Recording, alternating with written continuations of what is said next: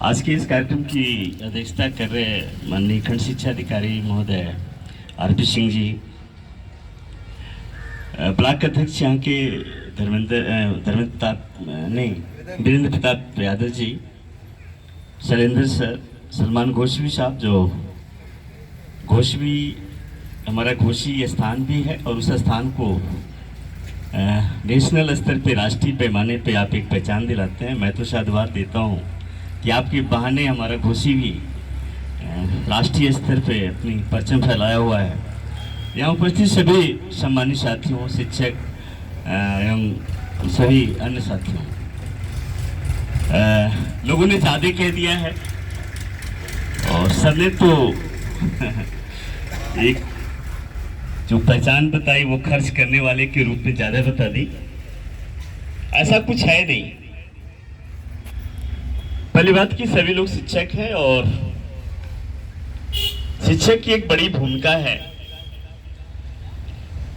मैं बीआरसी रहा, एबीआरसी रहा और लगभग 15 साल तक मैं संगठन का पदाधिकारी भी लगभग 20 साल होने जा रहा है, जूनियर शिक्षक संघ का अध्यक्ष के रूप में। ये माना जाता है कि जो बीआरसी पे जाता है और जो संगठन का है वो कुछ करता उरता नहीं है, पढ़ाई लिखाई से मतलब नहीं है। मैं बातचीत करूं क्योंकि मुझे लगता है कि यहाँ से जब भी आपने ट्रेनिंग लिया होगा और आप एक इसमें ट्रेनिंग के रूप में यहाँ बैठे हुए हैं, शिक्षक तो वही हैं, और जब प्रशिक्षण लेता है आदमी तो तत्काल व्यक्ति शिक्षा और उसमें बहुत अंतर है, अध्ययन करना, शिक्षा प्राप्त करना, पर प्रशिक्षण तत्कालिक एक लाभ देता है। यहाँ से जाने के बाद जब आप स्कूलों में जाएंगे तो तत्कालिक इसका लाभ दिखेगा। जो आपने सीखा है ना उसे तुरंत व्यवहार में उतारेंगे, ये प्रशिक्षण है। पर अगर आपने स्टडी की तो उसका लंबा एक प्रोसेस है, जब उसका लाभ दिखेगा, नहीं भी दिखेगा। लेकिन जब भी आप शिक्षा लेते हैं तो उसका लाभ दिखता ही दिखता है, कुछ बेकार नहीं है। मैं सर थोड़ा सा उस पर चर्चा इसलिए करूंगा कि बीआरसी है और हमारे बीआरसी के साथी हैं, एआरपी सभी लोग हैं, सम्मानित सभी एआरपीस गण लोगों ने। मैं बीआरसी रहा जब सर लोग उस समय, वो सब दायित्व तो हम लोगों को ऊपर रहता था एज ए बीआरसी। बाद में सर लोगों को बीआरसी और प्लस खंड शिक्षा अधिकारी दोनों पद मिल गया, तो मैं लगातार रहा। और जब हम ट्रेनिंग में जाते थे हम लोग तो बहुत कुछ सीखने को मिला। जब स्कूलों पे मैं जाता था तो लोग कहते थे कि कर लीजिए, आज बीआरसी है, तो वो जब तब समझ में आएगा जब आप स्कूलों पे जाएंगे। कथनी करने में फर्क होता है कि नहीं, ये तो आपको तब पता चलेगा जब आप स्कूलों पे जाएंगे और जो हमसे शेयर कर रहे हैं, बता रहे हैं, जब आपको उतारना पड़ेगा तब समझ में आएगा। मुझे भी लगा, मुझे लगता था कि ऐसा है क्या, मुझे एक आश्चर्यजनक थोड़ा सा, क्योंकि हम लोगों के समय जब ये शुरुआत हुआ स्कूलों का तो उस समय बीआरसी हम लोगों के समय बना और संजोग से मैं बीआरसी भी पहला हो गया, वहाँ का दूसरा हो गया। तो उसके पहले इस तरीके की ट्रेनिंग नहीं होती थी। फिर मुझे लगा अच्छा ऐसा है क्या। फिर जब यह बीआरसी हुआ तो फिर मैं ज्वाइन तो कर लिया, लेकिन मेरा स्कूल जाने का मन नहीं था। ये सोनल बैठी हुई है, संजोग से मैं देख रहा हूँ, उनके गांव का स्कूल है। और जब खंड शिक्षा अधिकारी बीएससी से चूंकि संबंध अच्छे रहे हैं तो लोगों ने कहा कि अब जाइए, स्कूल जाइए। मुझे सर रोना आया, मैं जाना ही नहीं चाहता। मुझे लग रहा था अरे यार लोग कहेंगे क्या। मैं उसी विद्यालय पे रहा, सहायक अध्यापक रहा, प्रमोशन करके गया और लोग समझते हैं कि मैं तो बीआरसी हो गया तो एज ए ब्लॉक का कोई अधिकारी हो गया। मैं जाऊंगा कैसे, लोगों को क्या कहूंगा। लोग कहें अरे ये तो वही है, मास्टर ही तो है पुराना वाला, ये कहाँ चला गया था। मुझे बड़ा आश्चर्य हुआ और मैं जा तो नहीं रहा था। मैंने बड़ी कोशिश की, जो कोशिश कौन सी होती है आप समझ सकते हैं। क्योंकि शिक्षक संघ का अध्यक्ष रहा ही तो कोई फर्क भी नहीं पड़ रहा था मुझे। फिर भी मैं गया और जाने के बाद मैं गया, किसी तरीके से एक आध महीना बीता। लेकिन फिर मुझे दिमाग में आया यार मैं तो बीआरसी था, मैं तो एक बीआरसी था। और जो हमने लोगों को बताया, टीचर्स को बताया, ये तो एक अच्छा अवसर है, शायद उसे मैं प्रमाणित कर सकूं, बता सकूं कि कथनी करने में फर्क नहीं होता है, उसे प्रमाणित किया जा सकता है।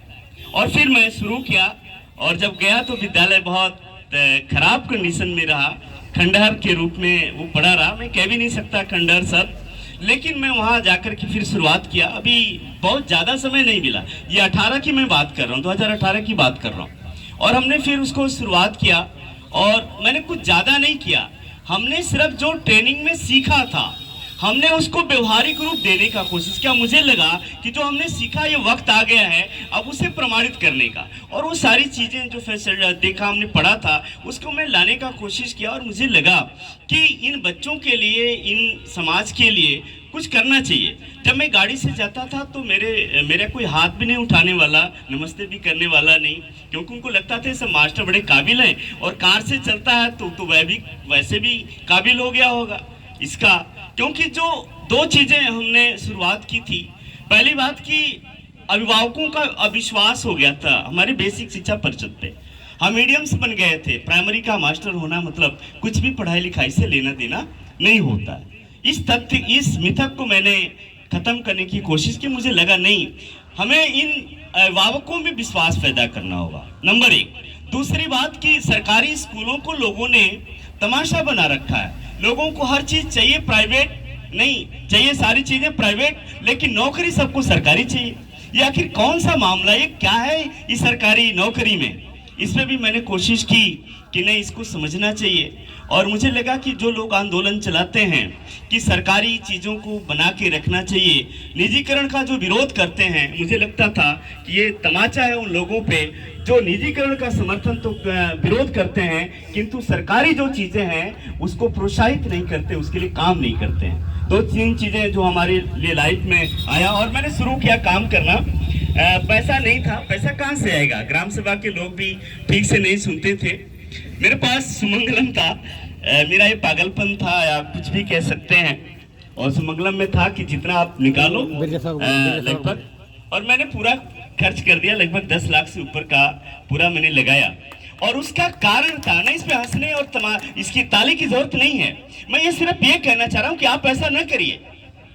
आपके पास जितने उपलब्ध संसाधन है ना, आप उसी में बेहतर कर सकते हैं। मैं अभी उसी पे बातचीत करने जा रहा हूँ। आपको बर्बाद होने की जरूरत नहीं है, जो आपके पास उपलब्ध संसाधन है उसी को बेहतर कैसे बना पाते हैं, यही आपको मैं बताना चाह रहा हूँ। तो उसको मैंने शुरू किया, और उसको क्यों शुरू किया मैं आपको ये बताना, शेयर जरूर करना चाहूँगा। एक बच्ची थी और मैं क्लास में, मैं साइंस का टीचर हूँ, एक बच्ची आई और वो सो रही थी, ऊँघ रही थी, ऐसे नहीं गिरते हैं, वो गिरने लगी। मैंने कहा क्यों सो रही हो?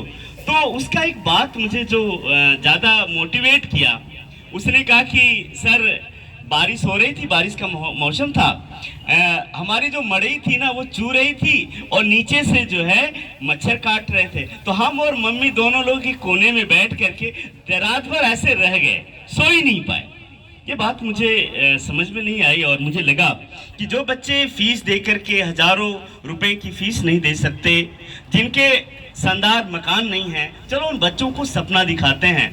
और मैंने उन बच्चों के सपनों के लिए, कि बच्चों के सपने भी छीन लिए गए, आप उन बच्चों को सपना दिखाने की कोशिश करिएगा। और उन्हीं बच्चों को सपना मैंने दिखाने की कोशिश किया कि इन बच्चों को जो 1000 रुपये फीस दे करके नहीं कर सकते, मैं इन बेसिक परिषद को बदल दूंगा, और बदलूंगा ही नहीं, ये विश्वास पैदा करूंगा कि इस तरीके की विद्यालय हमारा किसी प्राइवेट से नहीं तुलना की जाना चाहिए। डीएम साहब आए, मैंने उनको भी ये बात कही, लगातार 4-5 बार लोग आए हमारे यहाँ, संजोग से ज़्यादातर आप लोग उपस्थित रहे, सलमान भाई लगातार उपस्थित रहे वहाँ हर कार्यक्रमों में। उन्होंने कहा प्राइवेट से भी अच्छा है।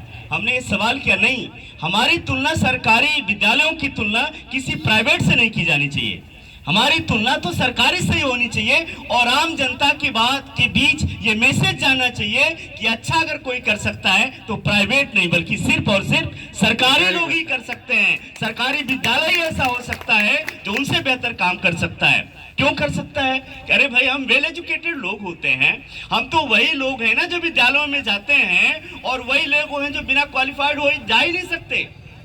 और वो लोग जो इंटर और हाई स्कूल में, उन पर कमेंट्स नहीं कर रहा हूँ, सॉरी अगर कोई बात मैसेज जा रहा हो प्राइवेट पे, लेकिन निश्चित रूप से प्राइवेट ने हमारा बड़ा नुकसान किया। ये आम जनता के लिए जो जिनके बच्चे ठीक से खाना नहीं खा सकते, भाई एक वक्त उनके बच्चे कैसे पढ़ेंगे?